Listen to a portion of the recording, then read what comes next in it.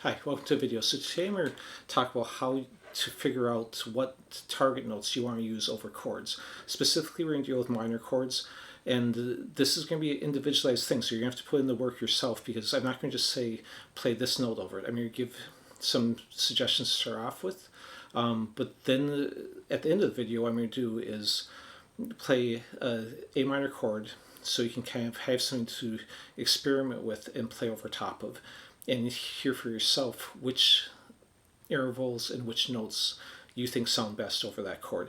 And if you play over one minor chord, you can play over any minor chord, because if you, for example, say, yeah, I figured out I really like the sound of the fifth over that minor chord, well, then you're going to like the sound of the fifth over any minor chord. So it's just a matter of finding where those are, and I'll help you do that.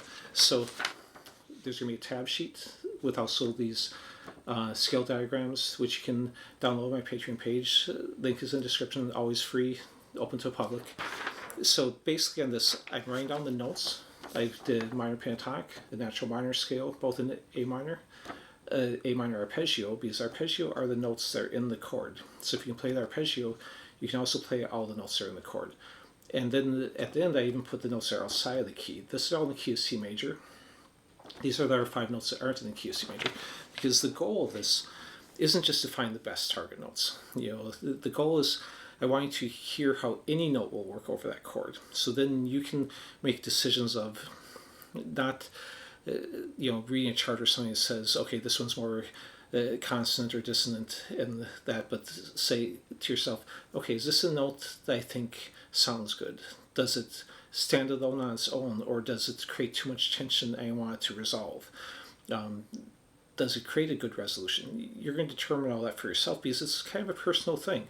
Some people have a lot more tolerance for notes that create a clash or don't really resolve.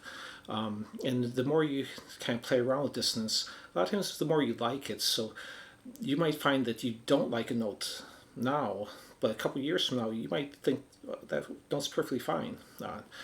So I want you to start down that journey of really figuring out what you like and don't like. So first thing to do, if you only, hopefully you know some scales. If you only know minor pentatonic, that's perfectly fine. Use that, and that's tabbed out here. If you know the A natural minor, which can also be called Aeolian or relative minor, that's fine too. Use that, or use a combination of both those. If you actually know the scales across the whole neck, then use the whole neck. Basically, what you're going to do is, if you find, let's say, like I was saying earlier, like the fifth, you can look at the chart and see that then that note is an E note.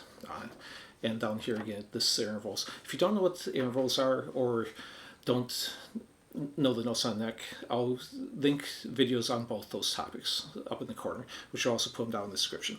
So once you know a note that you like, what I want you to do is find that if you're only playing this one scale, then find it in both octaves of the scale.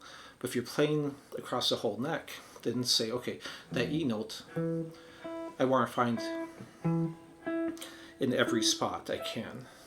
That way, wherever I'm in a scale, if I want to target that note, I can be and hit that E note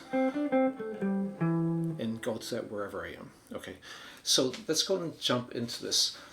So the first thing I'm going to want you to do, once I start playing the chord parts for accompaniment that you're going to play over, is just look at that minor arpeggio on the sheet. The minor arpeggio is just A, C, E, 5, 8, 7, A, C, E, A, C. Now, you can't see, it's basically this bar chord with 2 C notes added, one on the 6th and one on the 1st string. Now, I don't want you to even play the whole thing though. Get that in your mind what it is, but then find a single note. For example, let's start with A, and just play that note. So when you're hearing the accompaniment in the background, just play it a couple times in each octave and really hear how that sounds and how it makes you feel.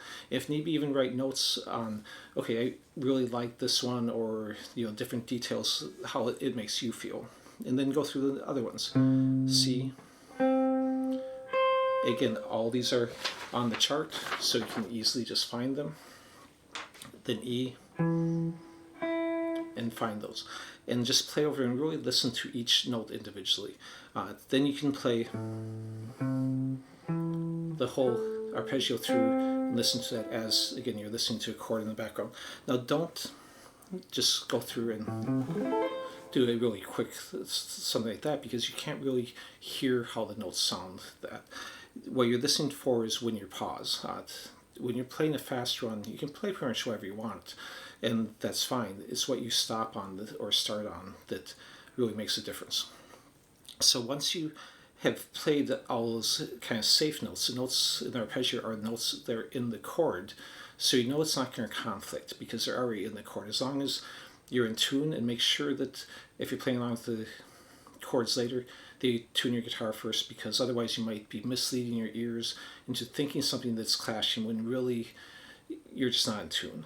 Okay, so once you have those, then start creating simple solo pieces. And what I mean by that is just play in the scale and say, okay, I want to target that A and E notes. So then maybe we're starting this A note,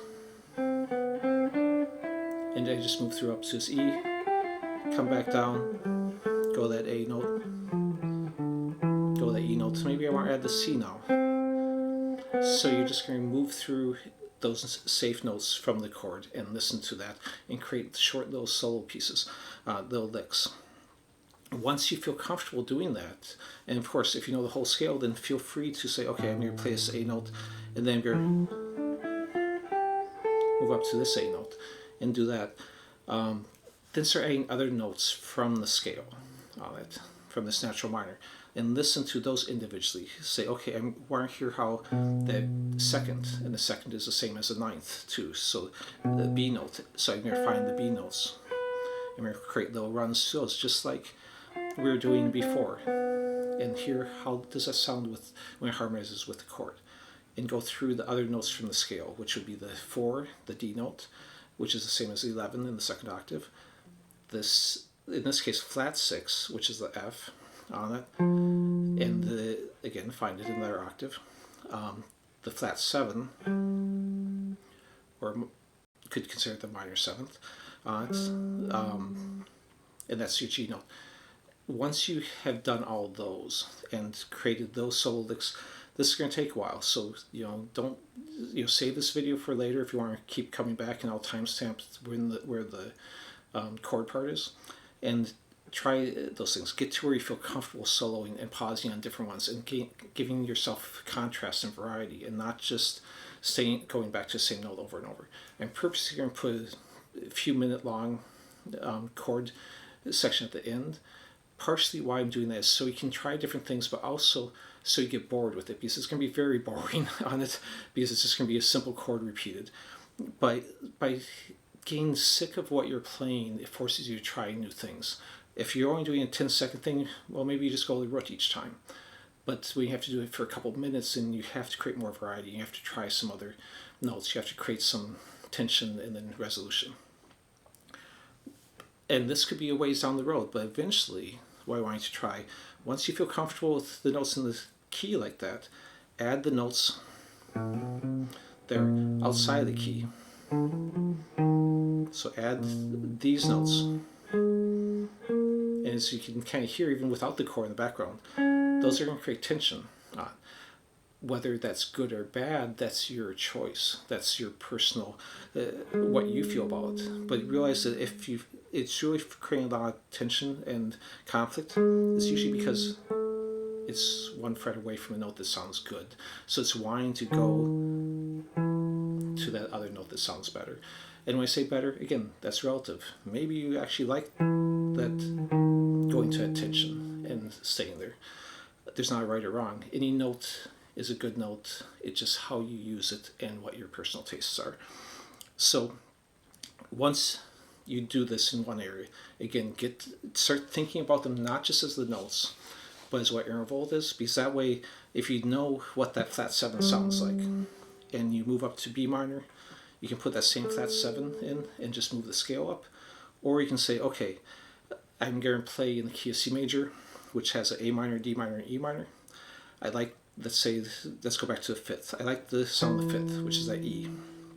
So I don't want to necessarily move to the key of D minor. So then I have to say, okay, I'm going to go D. Here's my fifth. That's the A note. So then I just have to go and find my A notes in there, and then I can use those A notes. Then if it's going E, I can do the same thing and say, okay, the fifth of E is B, find my B notes. So then I can go through a chord progression, like a 1-4-5 chord progression, where I'm going to stop on this fifth, the E, for the one chord.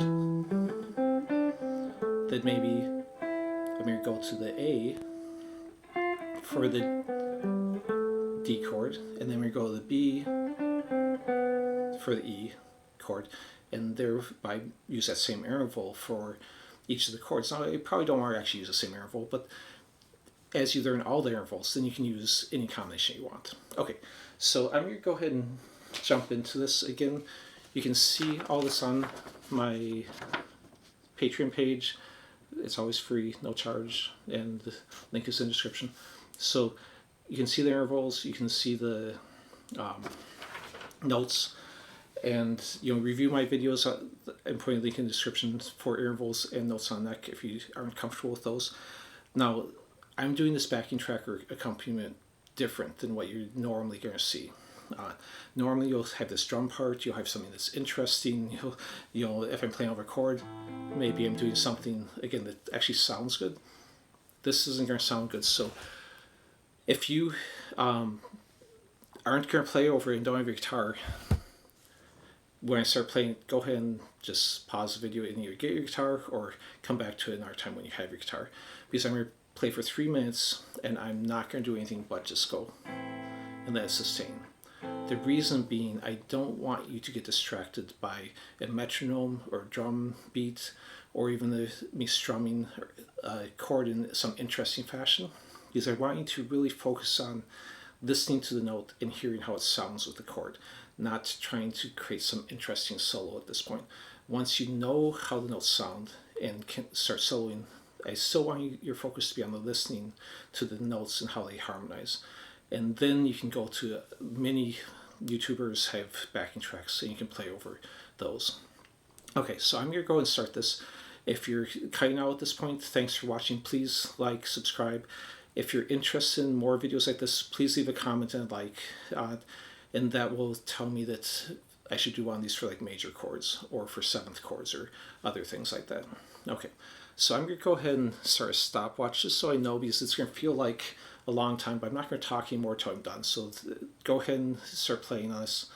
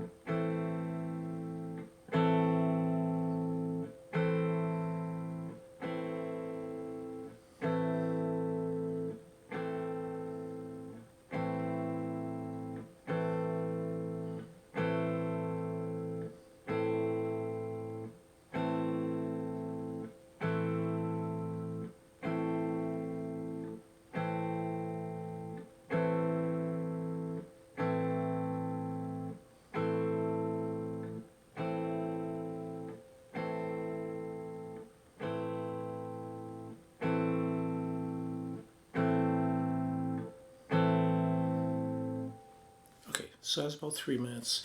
If you need more time, just rewind and do it again. Because honestly, to really get through all these, you're going to need more time than just a few minutes on.